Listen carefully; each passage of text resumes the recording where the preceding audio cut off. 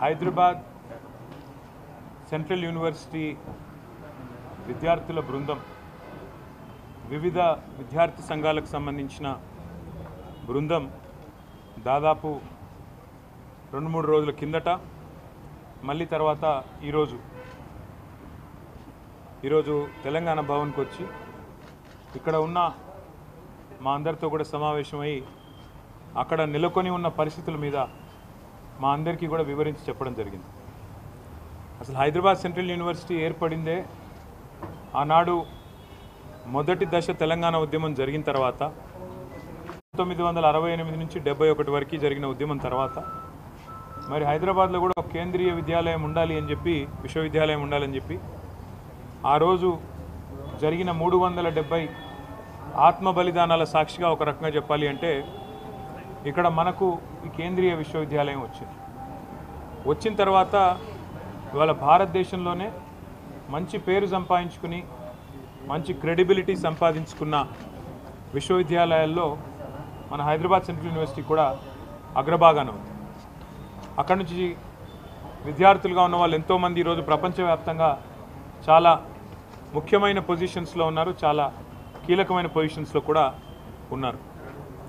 Hyderabad central university కేవలం మన ఉమ్మడి ఆంధ్రప్రదేశ్కి ఈరోజు తెలంగాణకి కాదు భారతదేశానికే తలమానికంగా గొప్పగా ఉన్న విశ్వవిద్యాలయాల్లో ఒకటి అని చెప్పక తప్పదు.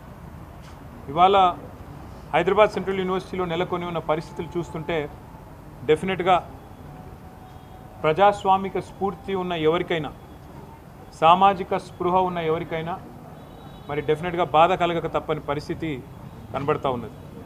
పిల్లలు పాపం వారి బాధ్యత కాకపోయినా వారికి నిజంగా చెప్పాలి అంటే సంబంధం లేని అంశమైనా కూడా వారు చేస్తున్న పోరాటం వారు ఏదో ఆశించి స్వప్రయోజనం కోసమో తమ లాభం కోసమో కాకుండా హైదరాబాద్ నగర భవిష్యత్తు కోసం తమ విశ్వవిద్యాలయ భవిష్యత్తు కోసం వారు పడుతున్న ఆరాటం ఏదైతే ఉందో నిజంగా కూడా చాలా గొప్పది. ఈ మధ్యకాలంలో కొత్త తరం పిల్లల్లో పోరాట స్ఫూర్తి తగ్గిందేమో అని అప్పుడప్పుడు మేము కొద్దిగా ఉద్యమం నుంచి వచ్చిన వాళ్ళం అప్పుడప్పుడు బాధపడుతూ ఉంటాం.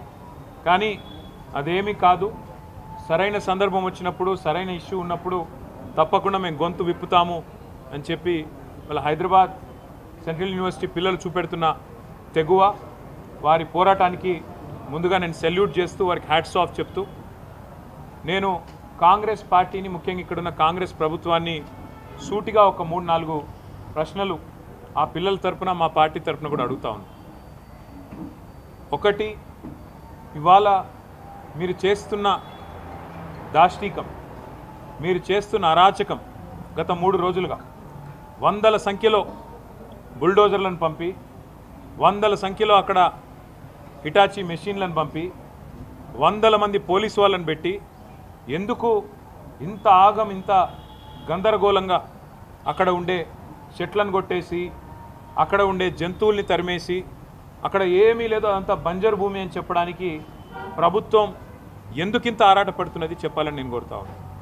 ముఖ్యంగా ఈ ప్రాంతం అంటే మొత్తం హైదరాబాద్ సెంట్రల్ యూనివర్సిటీ తీసుకుంటే దాదాపు 2600 ఎకరాలు దాటి విస్తరించి ఉన్న ఒక విశ్వవిద్యాలయం అది. మనం నిజంగా చెప్పాలంటే ఈ పశ్చిమ హైదరాబాద్ గత 10-15 ఏళ్లలో విస్తృతంగా పెరిగిపోయింది. అది మన గచ్చిబౌలి కావచ్చు, నానక్రామ్గూడ కావచ్చు, ఖాజాగూడ కావచ్చు, ఆ ప్రాంతం మొత్తం శేర్లింగంపల్లి దాకా ఎక్కడికక్కడ ఇవాళ కోకాపేట దాకా విస్తృతంగా ఒక కాంక్రీట్ జంగల్గా మారిపోయిన పరిస్థితి. అక్కడ నిజంగా చెప్పాలంటే ఇప్పుడు జరుగుతున్న కన్స్ట్రక్షన్ బహుశా భారతదేశంలో ఏ నగరంలో ఇంత స్మాల్ ఏరియాలో అంత పెద్ద ఎత్తున కన్స్ట్రక్షన్ ఎక్కడ కూడా జరగడం లేదు. ఇది వాస్తవం. అక్కడ మా గవర్నమెంట్ ఉన్నప్పుడు కూడా మరి 57-56 అంతస్తుల బిల్డింగ్లకి మేము కూడా పర్మిషన్లు ఇచ్చిన మాట కూడా వాస్తవం. ఇవాళ అక్కడ జరుగుతున్న నిర్మాణం కొన్ని లక్షల కోట్ల స్క్వేర్ ఫీట్ల నిర్మాణం అక్కడ జరుగుతూ ఉంది. ఒక కాంక్రీట్ జంగల్గా ఆ ప్రాంతం మొత్తం భవిష్యత్తులో మారబోతూ ఉంది. మిగిలి ఉన్న కొన్ని పాకెట్స్ ఎక్కడెక్కడైతే ఇంకా కూడా ఈ కాంక్రీట్ జంగల్గా మారకుండా పశ్చిమ హైదరాబాద్కి ఊపిరినిచ్చే ప్రాంతాలు ఏమన్నా ఉన్నాయి అంటే ఈ హైదరాబాద్ సెంట్రల్ యూనివర్సిటీ దాని చుట్టూన్న పరిసర ప్రాంతాలే నిజంగా చెప్పాలి అంటే ఒక లంగ్ స్పేస్ లాగా ఆ ప్రాంతానికి మిగిలింది ఏదైనా ఉందంటే ఇది మాత్రమే మిగిలింది. వాళ్ళ పిల్లలు ఎందుకు కొట్లాడుతున్నారు? ఒక ఎన్వైర్మెంటల్ ఇంపాక్ట్ అసెస్మెంట్ అనేది చేయకుండా ఎట్లా మీరు 400 ఎకరాలు ఇష్టం వచ్చినట్టు మీరు అమ్ముతారు? మీరు ఏ హక్కు ఉంది మీకు? ఏ మాత్రం ఇంపాక్ట్ అసెస్మెంట్ చేయకుండా, ఎన్వైర్మెంటల్ ఇంపాక్ట్ అసెస్ చేయకుండా, ఏ రకంగా పర్యావరణ మీద ఇంపాక్ట్ పడుతుందనేది చేయకుండా ఎట్లా చేస్తారు మీరు అని చెప్పి వాళ్ళు కొట్లాడుతున్నారు. రెండవది, ఆనాడు 2003 ఆ ప్రాంతంలో ఐఎంజీ భరత అనే కంపెనీకి ఆనాటి అప్పటి ప్రభుత్వం ఏదైతే భూమి కేటాయించిందో, ఎందుకు కేటాయించింది? ఆ ప్రాంతంలో స్పోర్టింగ్ ఇన్ఫ్రాస్ట్రక్చర్ క్రియేట్ చేస్తారని చెప్పి ఒరిజినల్గా ల్యాండ్ కేటాయించారు. అక్కడ క్రీడలకు సంబంధించి స్టేడియంస్ కానీ అకాడమీలు కానీ అట్లాంటివి మాత్రమే పెడతారని ల్యాండ్ ఇచ్చినారు తప్ప అక్కడ మళ్ళీ బహుళ అంతస్తుల మేడలు అంటే 50, 60, 70, 90 అంతస్తుల మేడలు కట్టమని, కోట్ల స్క్వేర్ ఫీట్లలో బిల్డింగులు కట్టమని ఆనాడు ఆ గవర్నమెంట్ ల్యాండ్ ఇవ్వలేదు. ఆ గవర్నమెంట్ ల్యాండ్ ఇచ్చింది అక్కడ క్రీడలకు సంబంధించిన అక్కడ వాతావరణ నిర్మాణం కోసం, ఒక ఇన్ఫ్రాస్ట్రక్చర్ నిర్మాణం కోసం కేటాయించారు. ఆ తర్వాత సరే ఆ కేసు, ఎందుకంటే ఆ కంపెనీయే ఫేక్ అని, డమ్మీ అనేది స్కామ్ అని, తర్వాత కాంగ్రెస్ గవర్నమెంటు 2004లో కోర్టుకు పోయింది. ఆ ప్రైవేట్ వాళ్ళు కూడా కోర్టుకు పోయినారు. ఆ కోర్టు కేసు మొన్న 21 ఏళ్ల తర్వాత ఆనాడు కాంగ్రెస్ గవర్నమెంట్ కొట్లాడింది, రాజశేఖర రెడ్డి గారి గవర్నమెంటు, ఆ తర్వాత మా గవర్నమెంట్ కొట్లాడింది. మొన్న ఫైనల్గా తీర్పు వచ్చింది. ఆ తీర్పును అనుసరించి ఇప్పుడు ప్రభుత్వం ఆ 400 ఎకరాలను అమ్మి 30,000 కోట్ల రూపాయలు సేకరించాలని లక్ష్యంగా పెట్టుకుంది. నేను ముఖ్యమంత్రి రేవంత్ రెడ్డి గారిని అడుగుతా ఉన్నా, కాంగ్రెస్ ప్రభుత్వాన్ని అడుగుతా ఉన్నా, మీకు ఆస్తులు అమ్మడం, అప్పులు తేవడం అనే మీ ఎజెండా ఏదైతే ఉందో, సరే అది మీరు ప్రభుత్వంలో ఉన్నారు, ప్రజలు నిర్ణయిస్తారు, అల్టిమేట్గా మీరు చేసేది తప్ప ఒప్ప. ఒకవైపు మీరే చెప్తున్నారు, ఎక్కడికక్కడ ఇవాళ హైదరాబాద్లో చూస్తే పెద్ద పెద్ద హోర్డింగ్లు, పెద్ద పెద్ద పోస్టర్లు, ముఖ్యమంత్రి గారి ముఖార విందంతో ఫ్యూచర్ సిటీ కడుతున్నాము, అక్కడ 50,000 ఎకరాల్లో కడతాము, ఆల్రెడీ 15,000 ఎకరాలు మా దగ్గర ఉంది, ఇంకో 30,000 ఎకరాలు సేకరిస్తున్నామని చెప్పి ముఖ్యమంత్రి గారు ఫ్యూచర్ సిటీ అని ఉదరగొడుతున్నారు.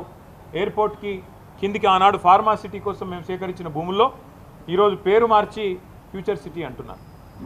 ముఖ్యమంత్రి గారిని కాంగ్రెస్ ప్రభుత్వాన్ని అడుగుతున్నాను, మరి ఫ్యూచర్ సిటీలో ఆల్రెడీ మీ దగ్గర 14,000 ఎకరాలు ఉన్నప్పుడు, ఇంకొక 30,000 ఎకరాలు మీరు సేకరించబోతున్నప్పుడు, మొత్తం 45,000 ఎకరాలు మీరు అక్కడ అమ్ముకోబోతున్నప్పుడు, ఇక్కడ 400 ఎకరాల మీద ఎందుకు పడ్డారు మీరు?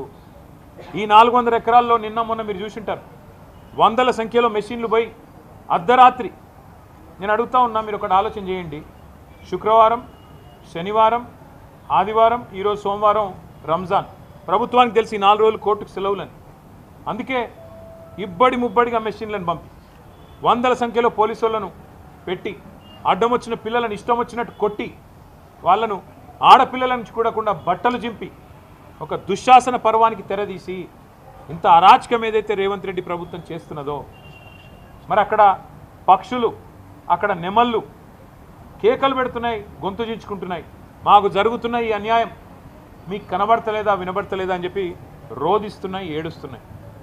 ఇది మీకు వినబడతలేదా రాహుల్ గాంధీ గారు? నేను అడుగుతా ఉన్నా. పర్యావరణ ప్రేమికులు, దేశ స్థాయిలో రాష్ట్ర స్థాయిలో ఉన్నవాళ్ళు, మేధావులు మౌనంగా ఎందుకున్నారని మేము అడుగుతున్నాం, పిల్లలు అడుగుతున్నాం. మీకేం కనబడట్లేదా?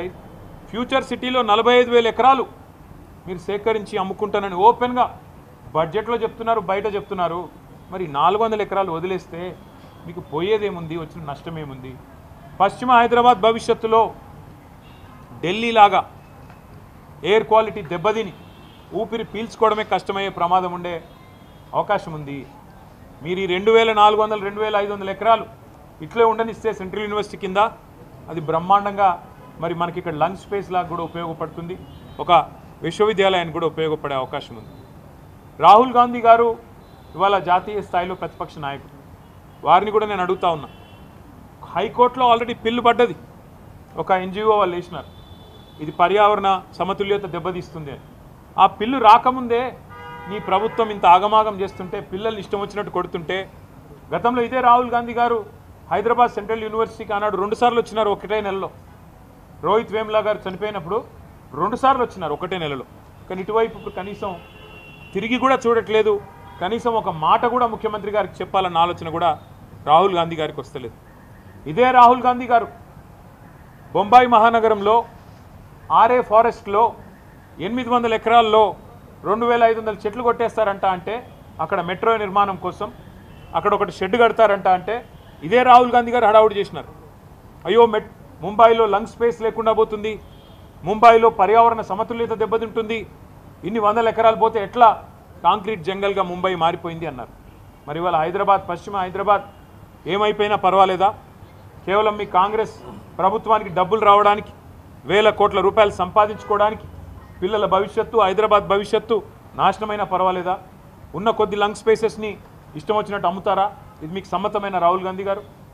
ఒక ఆర్ఏ ఫారెస్టే కాదు, ఇదే రాహుల్ గాంధీ గారు ఛత్తీస్గఢ్లో హస్దియో అనే ఫారెస్ట్ ఉంది, HASDEO. ఆ ఫారెస్ట్ని అక్కడున్న బీజేపీ ప్రభుత్వం అక్కడ మైనింగ్కి అవకాశం ఇస్తే ఇదే రాహుల్ గాంధీ గారు గొంతు చించుకున్నారు. పర్యావరణం దెబ్బతింటుంది, అర్జెంటుగా కాపాడాలా, దీన్ని రద్దు చేయాలని మాట్లాడినారు.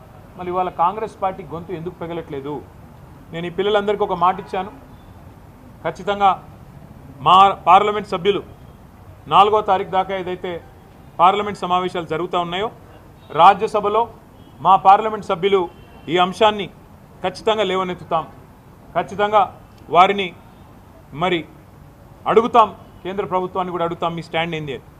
ధర్మేంద్ర ప్రధాన్ గారిని అడుగుతాం, మీరు ఎందుకు జోక్యం చేసుకోవట్లేదని, కేంద్రం ఎందుకు పట్టించుకోవట్లేదని అడుగుతాం. కానీ ఇవాళ వాస్తవం ఏంది అంటే రేవంత్ రెడ్డి గారు ఎలక్షన్ ముందే చెప్పారు, రియల్ ఎస్టేట్ అంటే రేవంత్ రెడ్డి, రేవంత్ రెడ్డి అంటే రియల్ ఎస్టేట్ అని. ఫస్ట్లో మనమే అప్పుడు జాగ్రత్త పడి ఉండాలి. ఎలక్షన్లు అయిపోయిన కొత్తలో, ఎలక్షన్ కంటే ముందో ఆ రోజు వచ్చిండు, అక్కడ ఫుట్బాల్ ఆడిండు HCUలో.